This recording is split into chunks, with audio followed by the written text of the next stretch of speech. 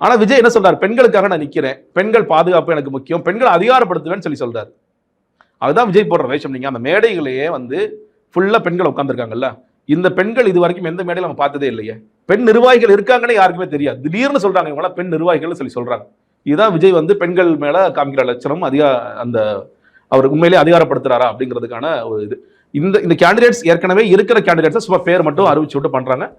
இது இன்னொன்னு, இந்த தகவல் ஓடிட்டே இருக்கு. 50 பேர் செலக்ட் பண்ணிட்டார், 60 பேர் செலக்ட் பண்ணிட்டார், இதெல்லாம் வெளியே வந்தாதான் நிஜம். அது வரைக்கும் இந்த மாதிரி கதைகள் ஓடிக்கிட்டே இருக்குமே தவிர, இப்ப திரும்ப இந்த 15ஆம் தேதி மறுபடியும் ஒத்தி போடுறதுக்கு இந்த ஒரு வேலைகளை பார்ப்பாங்க.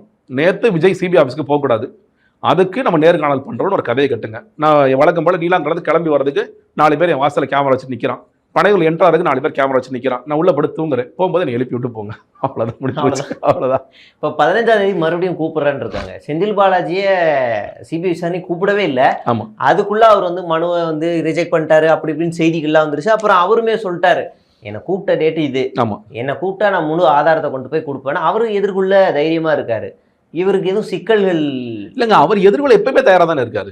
செந்தில் பாலாஜி வந்து என்ன சொல்ல போனா மீடியாவை பார்த்து ஒவ்வொரு நிமிடமும் என்ன நடந்துச்சு, அரசாங்க தரப்புல என்ன பண்ணோம், கட்சிக்காரங்களா என்ன பண்ணோங்கிறதுலாம், ஆம்புலன்ஸ் எப்படி வந்துச்சு, எல்லாத்தையும் விளக்கமா கொடுத்துட்டாருல.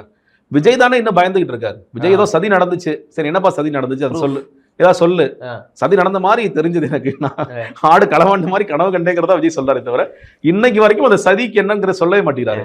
நிறைய பேர் வந்தவங்க எல்லாம் என்ன பார்த்து சொன்னாங்க சதி நடந்திருக்கும் போல இருக்கு சார். யாரு? இந்த மத்தியலகன் மனைவி சொன்னாங்கல்ல, குண்டு வீசினாங்க, பவுடர் அடிச்சாங்க, கத்தி எடுத்து குத்துனாங்க, வாட்டர் பாட்டில் எடுத்து அடிச்சாங்க, இந்த மாதிரியான கதைகள்லாம் இல்ல. சிபிஐல உட்காந்துட்டு இருக்கீங்க விஜய், உண்மையை சொல்லுங்க. சிபிஐ கிரில் பண்ண தான் செய்வாங்க, ஏன்னா உங்கள்கிட்ட ஆதாரமா ஒண்ணும் இல்ல. இன்னொன்னு, நீங்க பஸ்யானது கோர்ட்ல போய் என்ன சொன்னாரு, எனக்கு எதுக்கே சம்மந்தம் இல்லைங்க, மத்தியானத்துக்கு உள்ள போடுங்கன்னு சொல்லிட்டு வந்தாரு. ஆதவர்ஜனா கல்விக்கிட்ட ஓடினார். இப்படிப்பட்ட கட்சியில நீங்க சிபிஐல எவ்வளவுதான் கிரில் பண்ணாலும் நீங்க அந்த பக்கம் அரசாங்க தரப்பு தெளிவா கொடுக்குறாங்க. ஆம்புலன்ஸ் எந்த டைம் வந்துச்சு, ஆம்புலன்ஸ் எப்படி வந்துச்சு. இன்னொன்னு, நிறைய பேர் செந்தில் பாலாஜி போன செந்தில் பாலாஜி போன நேரத்துல எப்படிங்க விஜயபாஸ்கர் நின்னாரு. அந்த ஒரு குழந்தை இறந்து போகும்போது அவங்க அப்பா தூக்கிட்டு போய் ஓடுறாரு இல்லையா அந்த தம்பி, அவர் வந்து கதறும் போது விஜயபாஸ்கர் அதை பார்த்துட்டு அவரும் கண்கலங்குறாரு. அவங்க மேல திரும்பலையே, எதுவுமே திரும்பல.